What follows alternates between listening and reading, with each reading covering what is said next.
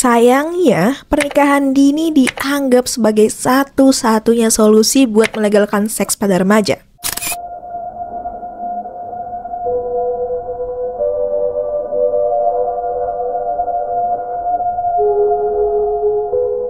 Kalau gitu, berarti setuju dong sama pacaran dan pergaulan bebas? Hai semuanya, selamat datang di channel Billion Project, tempat untuk sharing informasi edukatif. Dengan aku Jihan, dan di video kali ini kita bakal bahas topik tentang pernikahan dini. Jadi jangan lupa untuk like, komen, dan subscribe supaya kalian gak ketinggalan update terbaru dari channel ini. Yuk, kita mulai. Kita sepakat ya, kalau menikah itu adalah hal yang baik, suatu hal yang sakral.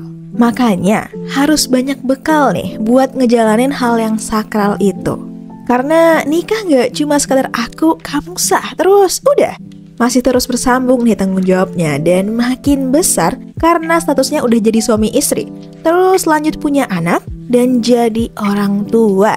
Coba bayangin, kalau bobot tanggung jawab sekompleks itu udah diambil sama anak yang harusnya masih sekolah.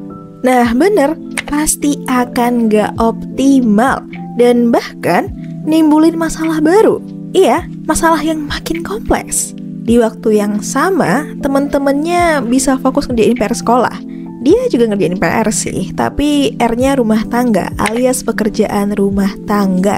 Itu dia yang bisa kita sebut dengan pernikahan dini. Menikah ketika masih belum cukup umur sesuai standar usia minimal menikah kayak yang udah ditetapin sama Undang-Undang Perkawinan tahun 2019, yaitu minimal 19 tahun baik cewek maupun cowok. Tapi harus kita highlight dulu nih, kalau menikah dini itu berbeda sama menikah muda. Bedanya apa?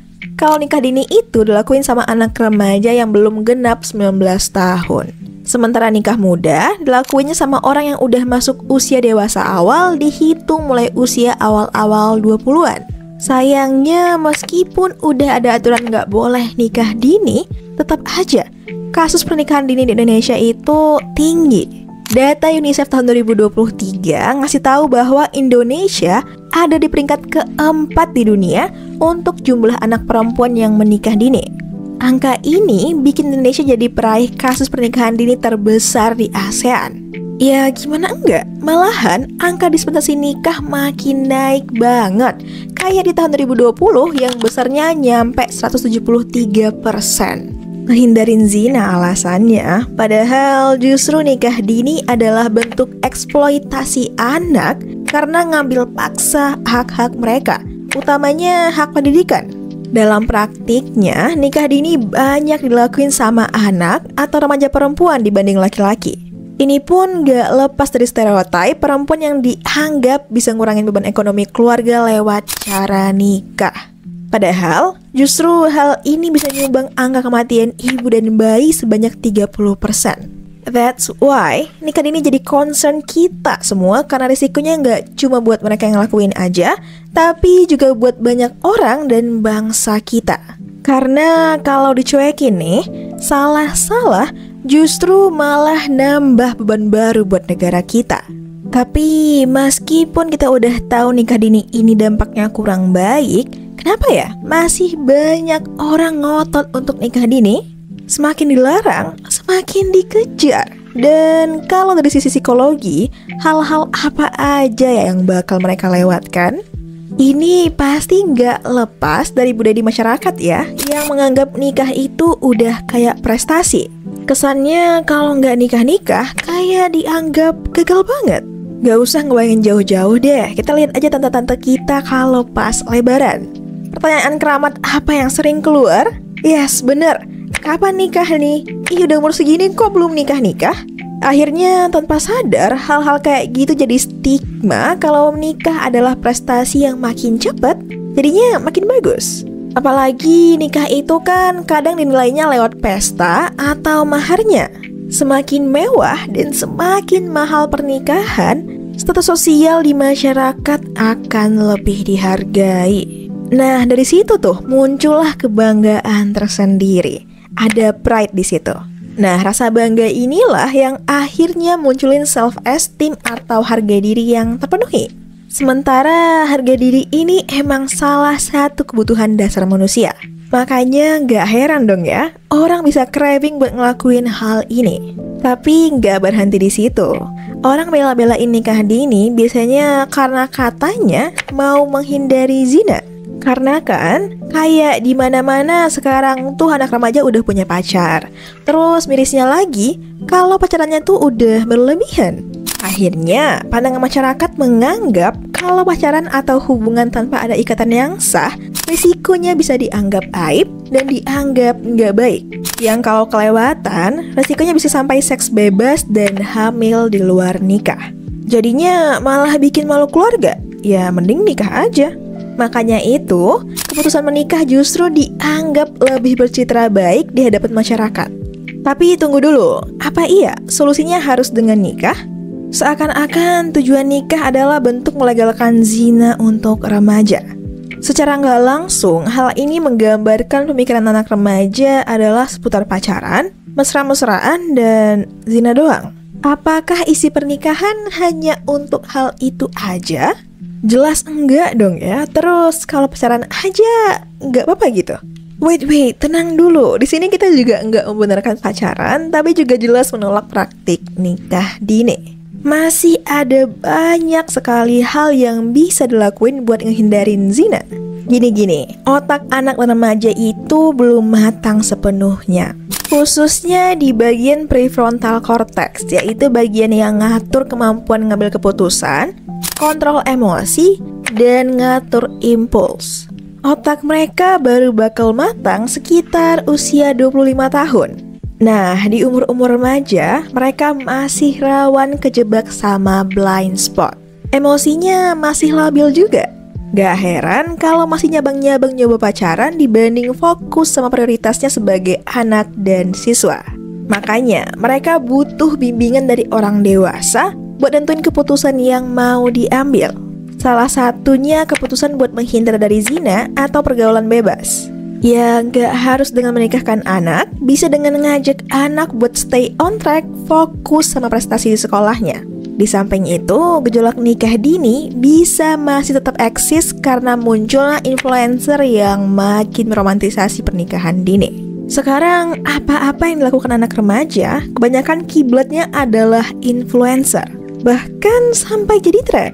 Duh, miris banget kalau nikah dini ini malah jadi tren ya. Alhasil, anak dan remaja yang masih labil langsung FOMO tuh. Dan tanpa mikir panjang bisa dengan mudah ikut-ikutan nikah. Bayangannya udah pasti nikah akan penuh dengan bunga-bunga. Padahal, apa yang tampilkan di media sosial oleh influencer itu kan hal yang seneng-senengnya aja. Masalah berantem dan konfliknya ya dikip sendiri. Tapi anak remaja kadang lengah sama hal itu karena kondisi kognitif dan emosionalnya belum bisa lihat dari kacamata yang jelas. Kira-kira kalau udah gini, menurut kamu konsekuensi apa nih yang akan diterima oleh mereka? Coba share pendapat kamu di kolom komentar ya. Kalau dari sudut pandang psikologi, satu hal yang pasti terjadi adalah kegagalan dalam tugas perkembangannya. Jadi sebagai manusia nih, kita punya yang namanya tugas perkembangan. Kalau menurut Erik Erikson, tokoh psikologi, beliau jelasin lewat developmental stage teorinya bahwa setiap umur tuh ada tugas perkembangannya masing-masing. Ibaratnya tuh kayak PR, yang kalau kita gagal dalam menyelesaikan tugas di periode umur tersebut, kita akan diminta buat ngulang, atau kalau tetap maksa lanjut ke tugas selanjutnya, akan mengalami hambatan.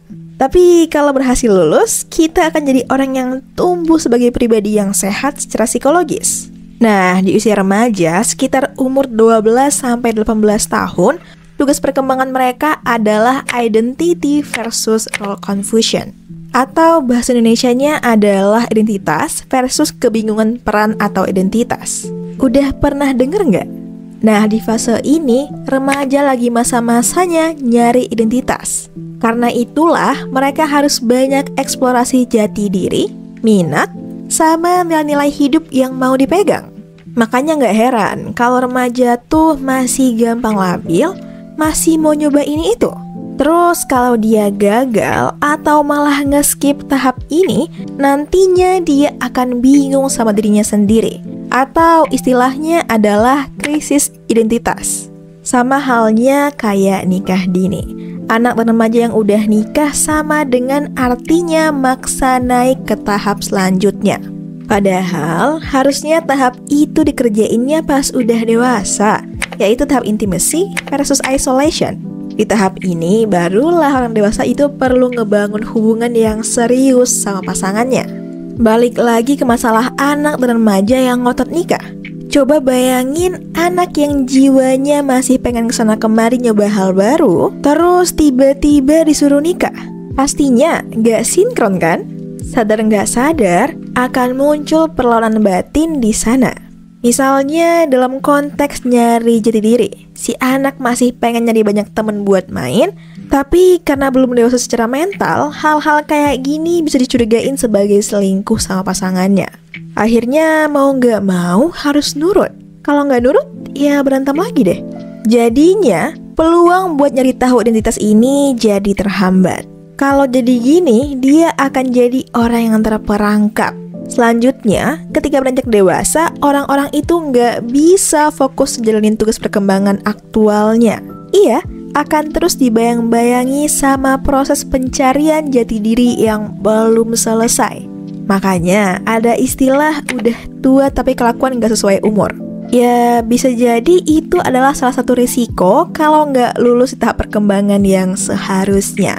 Dan ketika krisis identitas nggak segera diselesaikan, cepat atau lambat akan munculin stres dan depresi. Kalau udah sampai kayak gini, akan lebih repot lagi karena lagi-lagi nggak hanya ngaruh ke diri sendiri. Soalnya kalau mental udah nggak prima, suami, anak, dan orang-orang di sekitar kita bisa kena imbasnya kan.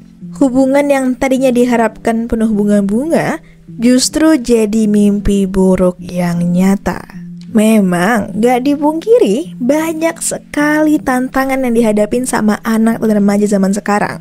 Tapi bukan berarti nikah adalah solusi mutlak dari setiap permasalahan anak dan remaja. Masih banyak jalan menuju Roma, alias ada banyak cara buat ngebentengin diri dari hal-hal negatif kayak pacaran atau zina. Dan juga masih banyak jalan untuk mendapatkan kebaikan-kebaikan hidup tanpa harus memaksa untuk menikah dini. Fokus buat selesaiin setiap masa perkembangan dengan baik. Kalau kamu masih belum usia menikah, prioritasin dulu buat sekolah dan cari prestasi sebanyak-banyaknya.